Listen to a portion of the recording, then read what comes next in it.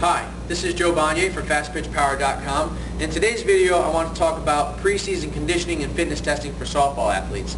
The spring's approaching here in the Northeast, and so a lot of my athletes are complaining about how much their coaches are going to make them run during tryouts. And speaking from personal experience, as a college baseball player, I never understood why our coaches made us run so much during the beginning of preseason in the fall and once again in the spring. I never understood how my baseball ability could be graded using a test like the 1 or 2 mile run.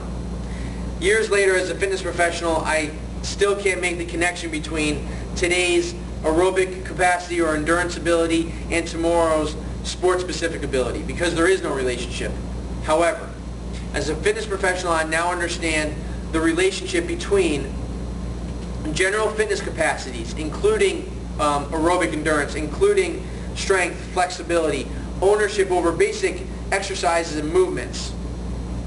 The relationship between those general capacities and intangible athletic qualities such as durability, ability to recover, and trainability, adaptability, ability to acquire new skills.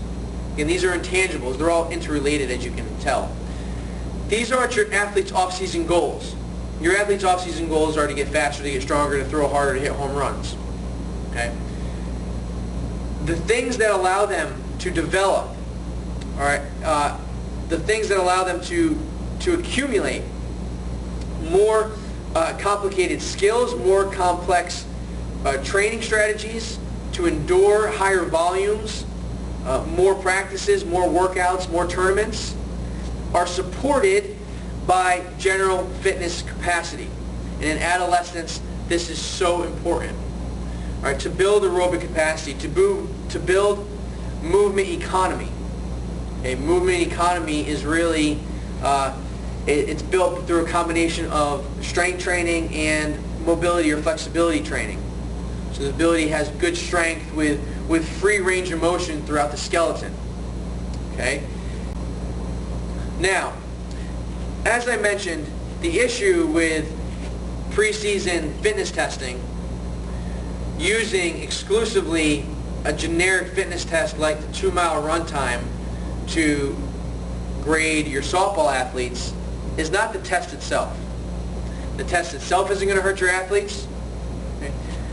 The discordance comes from what the coach is communicating to the athletes, or what the athletes understand is being communicated by the coach.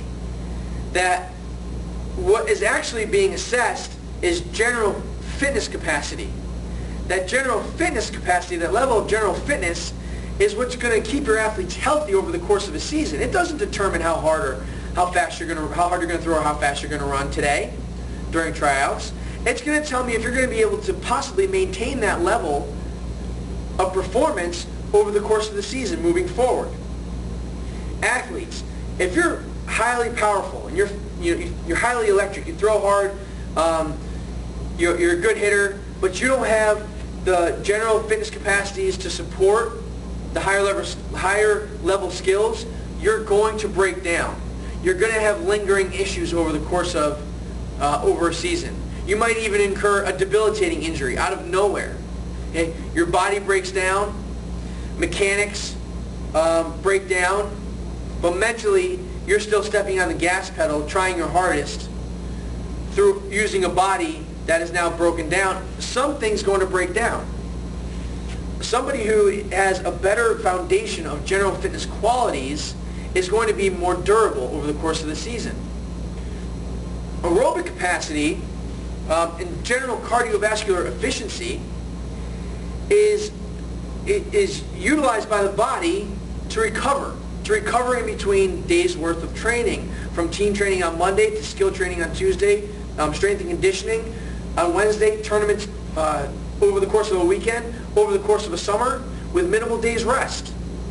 Cardiovascular efficiency is extremely important for your athletes, and it's not to be neglected. However, the problem here with the fitness test is that coaches, if you qualify a test for your athletes to anticipate come preseason tryouts, guess what your athletes are going to do? They're going to train for that test. So if it's a 2 mile run, your athletes are going to probably go out 2 to 4 days a week and run. What's the problem with that?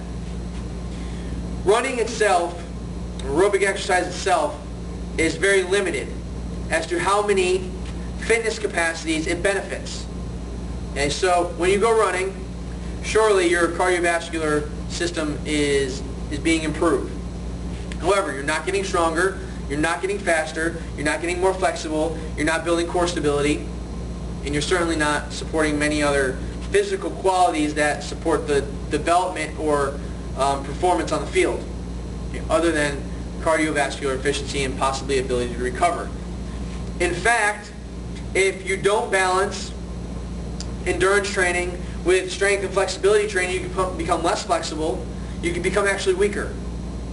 Now, if you have a well-rounded strength and conditioning approach or strategy, you build strength, you improve your flexibility, now your body becomes more efficient, being able to apply more force with more free range of motion without many kinks in the chain, okay, or knots in the kinetic hose, as I refer to, okay.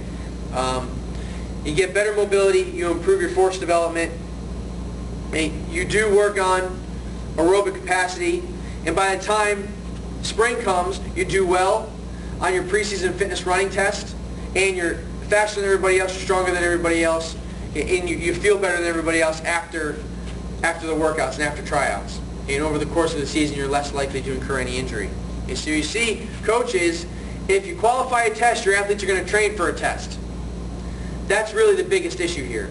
Athletes, I'm telling you that if your coaches are making you run 2 miles at the beginning of tryouts or putting you through arduous conditioning workouts after tryouts, it's for your own benefit.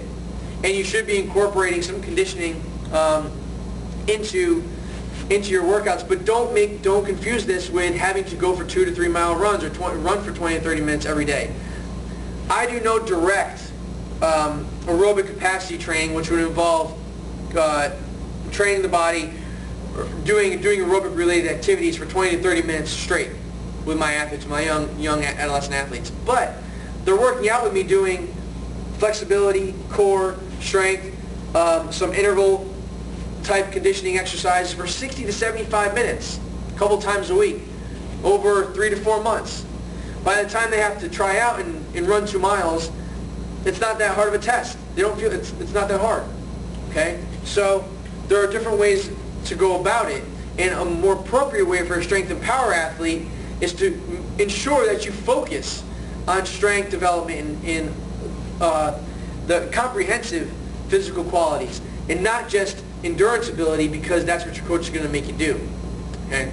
To summarize, coaches, make sure you communicate to your athletes the value of improving their general fitness. Make sure they understand that it's not just about being electric and fast, come tryouts or day one of the season, but you have to maintain that over the course of the season. Not only for performance, but to prevent injury. You have to be able to recover. That's what general fitness does. Athletes, if you're training for your preseason tryouts, don't just go out and run. You have to do more than that. You have to do strength training. You have to do some kind of flexibility and core stability training to make you more efficient. I promise you'll score well if you do that. And you'll benefit by improving your speed and improving your strength and your back speed and your arm speed, your ball velocity as well. Okay? I hope that clarified the purpose of preseason fitness. I hope that allows coaches to hopefully get your athletes a little bit more on board, get them moving in the off-season, but moving appropriately. And athletes, I hope that directs you to a more intelligent way to work out and prepare for tryouts.